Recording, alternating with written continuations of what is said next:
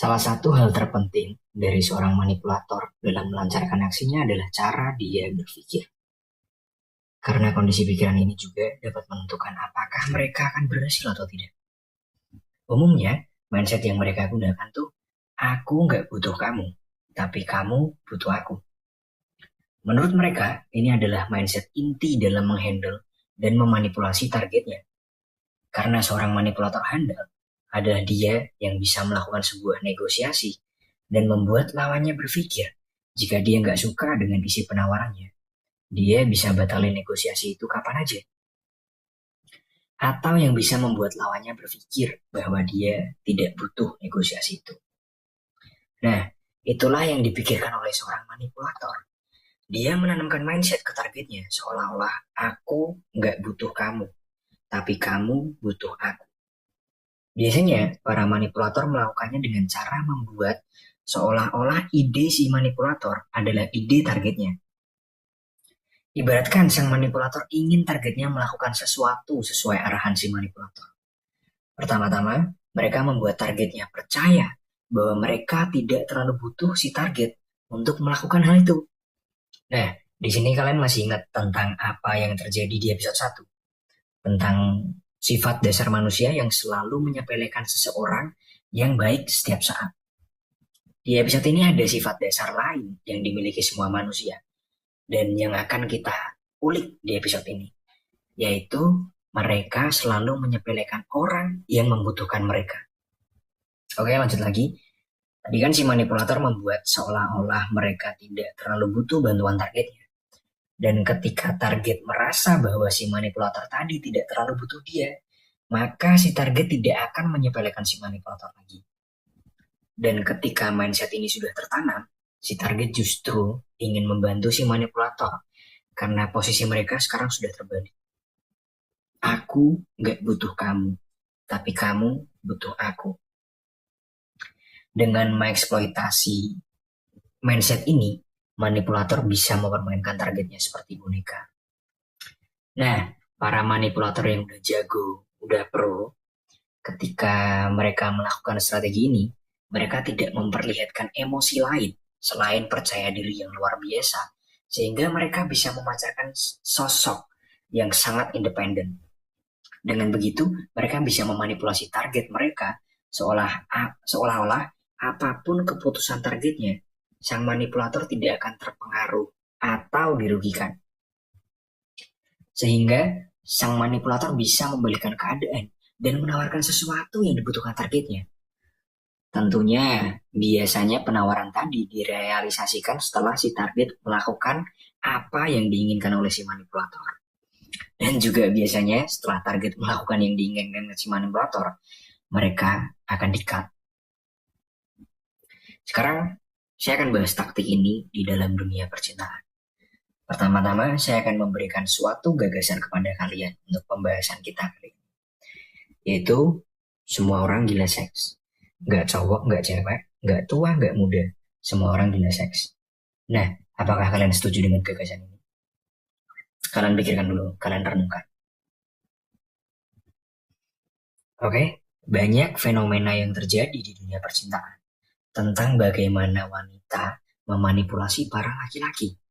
Umumnya, para wanita berperilaku seolah-olah mereka tidak menginginkan seks dan sengaja atau tidak disengaja meningkatkan hasrat seks laki-laki dan membuat mereka menginginkan seks darinya. Dan tanpa disadari, para wanita menggunakan strategi manipulasi tadi, yaitu aku gak butuh kamu, tapi kamu butuh aku. Dan memang kebanyakan wanita melakukan hal ini dengan tidak disengaja. Mungkin karena mereka takut disakiti atau mereka memiliki nilai penting yang ingin mereka pegang teguh. Dan dengan sengaja ataupun tidak disengaja, mereka menolak pendekatan laki-laki dengan bersikap dingin atau cuek. Nah, secara nggak langsung mereka menerapkan strategi itu tadi. Aku nggak butuh kamu, tapi kamu butuh aku. Ingat di episode sebelumnya, bahwa manusia selalu menginginkan hal yang tidak bisa mereka miliki. Dan sama, pada akhirnya para lelaki ini menginginkan wanita yang mereka rasa tidak bisa mereka miliki. Karena itulah banyak terjadi fenomena lelaki bucin yang enggak rasional.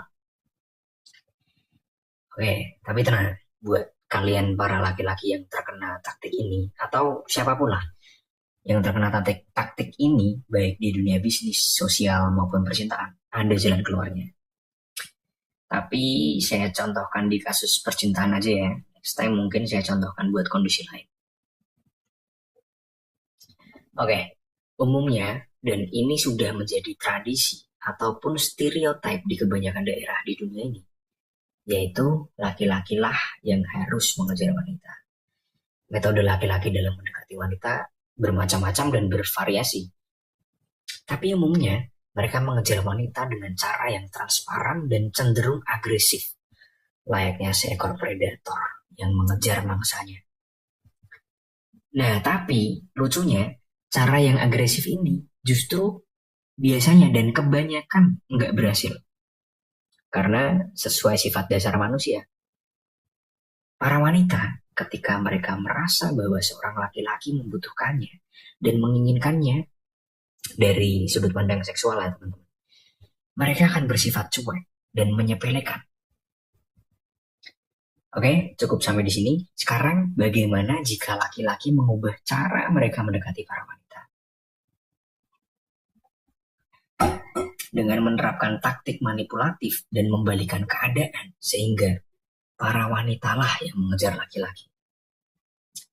Dan jika caranya berhasil, maka di sini para wanitalah yang akan menjadi predator. Karena pada akhirnya sesuai gagasan awal saya tadi, bahwa semua orang gila seks. Dan hasrat seksual wanita sama besarnya dengan hasrat seksual laki-laki. Dan tambahan lainnya, kultur budaya kita zaman sekarang, nggak cuma di Indonesia, di seluruh dunia, meminta dan menuntut para wanita untuk diafirmasi daya tarik seksualnya. Contohnya lewat media sosial. Akhir-akhir ini, seringnya mereka yang cantik mendapatkan like lebih banyak. Dan semakin sensual postingan mereka, reels mereka, video mereka, maka semakin ramai like dan komennya. Oke, lanjut.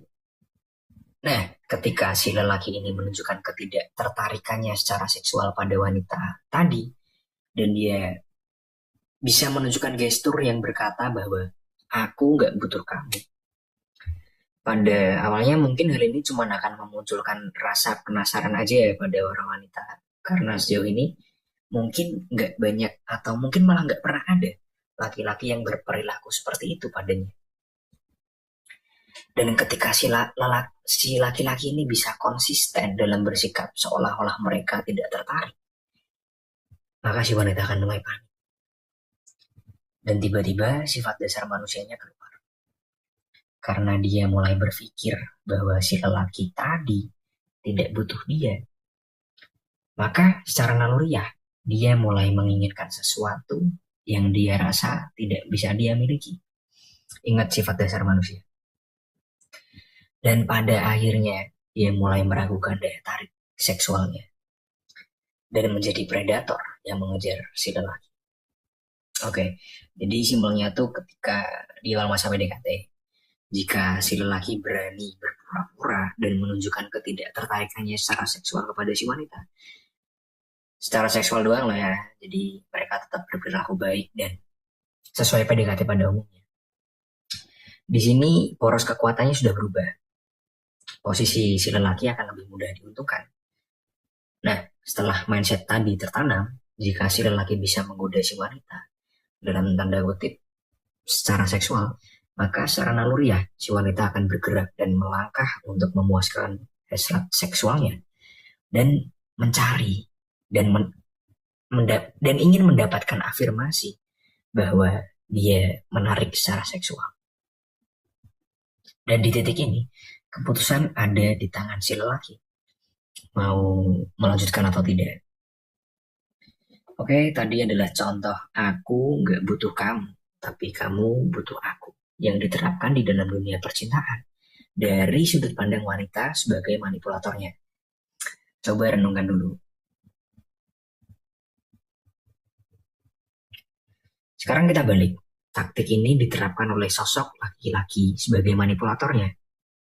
Oke, tadi kan kita bahas tentang seks dan wanita cenderung menjadi manipulatornya. Sekarang subjeknya kita ganti menjadi pernikahan. Biasanya di subjek ini, wanita yang menjadi target dan laki-laki yang menjadi manipulatornya. Kenapa bisa? Karena wanita umumnya memikirkan tentang pernikahan dan menginginkannya karena tekanan dan dorongan sosial dari orang tua, kerabat, teman, dan lingkungannya. Di sisi lain, laki-laki justru merasa bahwa pernikahan akan membatasi kebebasannya. Nah, karena wanita lebih ingin menikah dari laki-laki, ini bukan bullshit ya, ada jurnal dan risetnya. Silahkan kalian cari sendiri. Oke, balik lagi. Maka mereka menunjukkan keinginan ini secara nggak langsung, secara alam bawah sadar. Nah, para manipulator laki-laki yang mengetahui hal ini memanfaatkannya dan menggunakan taktik tadi untuk memanipulasi para wanita. Tapi hal lucunya tuh para manipulator laki ini bertemu jika mereka bertemu dengan wanita yang manipulatif. Wanita ini bisa mengembalikan poros kekuatan dengan taktik yang sama, yaitu aku nggak butuh kamu, tapi kamu butuh aku. Wanita ini melakukan dengan sengaja menunjukkan bahwa mereka masih belum ingin menikah dan ada hal lain yang mereka ingin kejar. Nah, ketika mindset ini ditanamkan, si lelaki akan berpikir bahwa mungkin dia tidak bisa memiliki si wanita ini secara seutuhnya. Dan secara nggak langsung, dia berpikir, mungkin ini waktu yang tepat untuk aku menikah. Dan mencoba mengikat si wanita tadi dengan status pernikahan. Dan si wanita berpura-pura pasrah dan akhirnya menikah dengan si lelaki. Padahal mungkin itu sudah sesuai rencananya ya. Oke, karena waktu ternyata masih panjang, baru 12 menit. Saya kasih contoh penerapan taktik ini di dunia bisnis. Jadi biar mudah dicerna, saya ceritakan pengalaman teman saya aja. Dulu waktu lulus SMA, teman saya kerja sebagai sales perumahan di sebuah perusahaan elit. Sebagai sales dan tentunya lulusan SMA ya, gaji pokoknya dia sedikit. Dan dia baru bisa mendapatkan uang lebih hanya dari bonus penjualan unit perumahan. Nah, ini strategi dia dalam menjual unit perumahan. Pertama, dia beli papan tulis putih. Terus papan tulis putih itu ditempatkan di kantornya. Nah, di situ dia menggambar 15 lingkaran.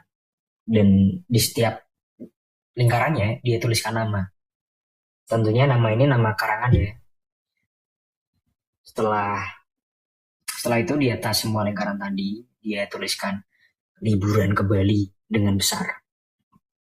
Sampai sini kalian dapat maksudnya nggak? Maksudnya tuh dia dengan sengaja ingin menanamkan mindset ke klien bahwa dia adalah seorang salesman yang hebat. Terus korelasinya dengan strategi aku nggak butuh kamu, tapi kamu butuh aku itu apa? Yaitu dia dengan percaya diri menyatakan pada kliennya seolah-olah dia nggak butuh jual unit ke si klien karena dia udah memenuhi targetnya, jual 15 unit dan mendapatkan bonus liburan ke Bali. Dan setelah itu dia menunjukkan gestur ke klien seakan-akan kamu yang butuh unit ini, unit yang memang sesuai keinginanmu, dan kamu harus segera beli sebelum harganya naik. Di sini sebelum berperang dia udah bisa menggeser poros kekuatan ke pihaknya. Dan strategi ini berhasil. Dalam seminggu dia jadi salesman. Dia bisa menjual unit jauh lebih banyak dari yang dijual salesman lain di perusahaan itu. Dia sadar bahwa jika dia menggunakan strategi sales biasa, dia nggak akan menjual apapun. Mungkin aja jika beruntung dia bisa menjual 1 atau 2 unit ya. Tapi tentunya setelah nego alot dan sadis. Terus ada contoh lain lagi dari temanku ini. Waktu itu dia menjual 1 unit ke seorang ibu-ibu. Tapi nggak lama kemudian dia dikabarin bosnya bahwa unit itu udah kejual ke customer lain. temanku ini langsung nyari ide gimana caranya biar ibu ini beli unit yang lain. Karena kalian tahu kan lah ya, ibu-ibu biasanya ribet dan saklek kalau beli sesuatu. Nah, karena kalau ibu tadi membatalkan pembeliannya, maka temanku ini nggak akan dapat komisi. Dan pun jika nggak dibatalin, mungkin aja ibu-ibu ini akan marah dan menurunkan kredibilitas perusahaan temanku ini. Maybe atau mungkin di situasi ini salesman lain bakal nelpon si ibu dan meminta maaf. Tapi nggak dengan temanku ini. Dia coba strategi. Aku nggak butuh kamu. Kamu yang butuh aku. Jadi setelah itu langsung aja dia telepon ibu-ibu tadi. Dia bilang, Bu, mohon maaf. Saya pengen ibu datang ke kantor. Ada yang mau saya bicarakan. Setelah itu si ibu tadi datang ke kantornya. Dan dia bilang, Bu, maaf. Tadi bos saya bilang ada wacana dari pemerintah daerah untuk membangun tempat pembuangan sampah di dekat unit ibu. Si ibu pun panik dong. Dan dia bilang, terus gimana mas? Di sini temanku udah berhasil menanamkan mindset ke ibu itu tadi karena secara nggak langsung dia bilang bahwa unit yang sudah ibu beli, ibu nggak akan nyaman menempatinya nanti. Terus temanku memberikan solusi di situ. Tenang aja ibu, saya ada unit baru, sama persis sesuai yang ibu inginkan. Cuma agak jauh bu, gimana? Ibunya pun bilang, nggak apa-apa mas, saya ambil aja yang itu. Oke bu, tapi ibu jangan berharap dulu ya. Saya usahakan dulu. Di sini teman saya memperingatkan karena jiwa yang sedikit tamak ya. Dia pengen nyoba nyari cuan lebih. Dan dia bilang, tapi mungkin ibu harus nambah dikit bu buat dapat unit ini. Karena sebetulnya unit ini tuh lebih populer dan udah banyak yang ngincer bu. Dan hasil dari manipulasinya tadi, temanku ini selain dapat komisi jual unit, dia juga dapat cuan lebih dari ini. Kalau nggak salah tuh dia cerita sekitar 7 juta. Lumayan banget buat seorang salesman lulusan SMA. Nah, mungkin cerita tadi terdengar jahat. Dan sebetulnya memang jahat ya. Tapi intinya tuh dalam negosiasi kecil maupun besar. Sifat dasar manusia itu tetaplah sama. Jika seorang manipulator bisa memanipulasi negosiasi kecil, kemungkinan dia juga bisa memanipulasi negosiasi besar. Karena pada akhirnya manusia tetaplah manusia. Dari sini, dari cerita tadi, saya yakin teman-teman dapat inti dari strategi manipulatif di episode ini. Dan sebetulnya masih banyak banget contoh dan metode lain yang bisa diaplikasikan dengan taktik ini tadi. Tapi saya nggak mau membahas lebih lanjut karena semoga aja dengan satu, dua, tiga contoh tadi, kalian nggak menggunakannya untuk kejahatan.